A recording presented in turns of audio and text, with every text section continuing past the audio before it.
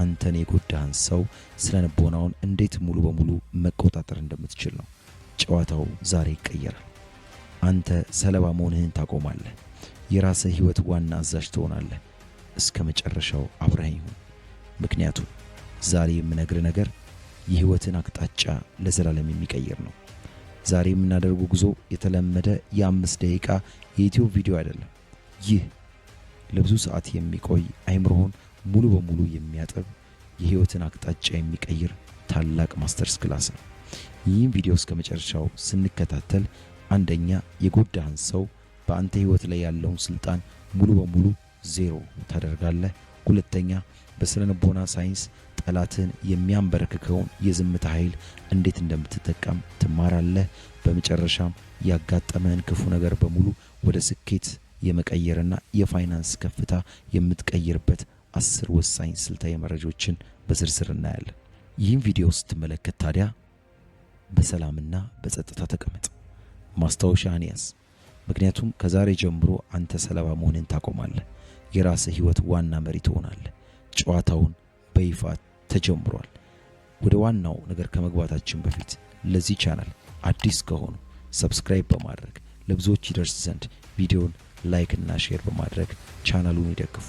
ምናልባት የውስጥ ማማከር አገልግሎት የምትፈልጉ ሰዎች ካላችሁ በ0966 91 96 23 ብትደውሉልን ልታማክሩ ትችላላችሁ።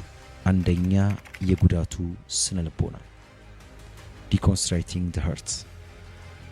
ብዙ ጊዜ ሰዎች እኛን የሚጎዱት እኛ መጥፎ ስለሆነን አይደለም፣ እነሱ በውስጣቸው ያለውን ጦርነት ማሸነፍ ስላቃታቸው ነው። ታላቁ የስነልቦና አባት ካርል ጁንግ ሲናገር ሌሎች ሰዎችን የሚያናድድን ነገር ሁሉ ስለ ራሳችን እንድንረዳ መንገድ ይከፍትልናል ይላል። አንድ ሰው ሲያዋርድህ፣ ሲዋሽህ ወይም ሲከዳህ ያ ሰው የራሱን የውስጥ ቁስል በአንተ ላይ እያስታከከ ነው ማለት ነው። እነሱ የሚፈልጉት አንተን ወደ እነሱ ጨለማ ዓለም ውስጥ ማውረድ ነው። አንተ ስትናደድ፣ ስትሳደብና ስትበሳጭ አሃ እሱም እሷም ልክ እንደኔው ደካማ ነች ብለው ራሳቸውን ያጽናናሉ። ግን አንተ የእነሱን ቆሻሻ ለመቀበል ፈቃደኛ ካልሆንክስ? በስነልቦና ትምህርት ውስጥ ኢሞሽናል ሪአክቲቪቲ የስሜት ምላሽ ሰጪነት የሚባል አንድ ነገር አለ።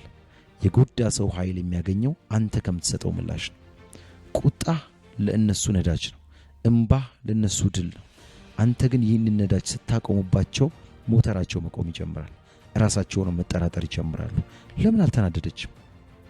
ለምን ዝም አለ? ለካ እኔ ያን ያህል አቅም የለኝም ማለት ነው የሚል የስነልቦና ቀውስ ውስጥ ይገባሉ ማለት ነው። ይህ ነው የጨዋታውን ህግ የሚቀይረው። ሁለተኛ የዝምታው ኃይል።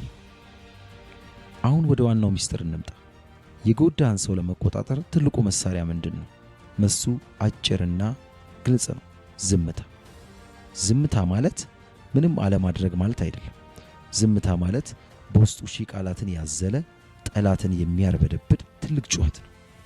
የጦርነት ስልት ታዋቂው ሰንዙክ ዘ አርት ኦፍ ዋር በሚለው መጽሐፉ ላይ እንዲህ ይለናል። በጦርነት ውስጥ ትልቁ ድል ያለ ጦርነት ጠላትን ማሸነፍ ነው ይለናል። በቅዱሱ መጽሐፍም ላይ ይህን አስደናቂ ጥበብ ሲናገር እንዲህ ይለዋል። ትዕግስተኛ ሰው ከኃያል ሰው ይሻላል፣ መንፈሱን የሚገዛ ከተማን ከሚገዛ ይበልጣል ይላል። አየህ፣ አንተን የጎዳህን ሰው ለመቆጣጠር መጀመሪያ የራስህን መንፈስ፣ የራስህን ስሜት መቆጣጠር አለብህ።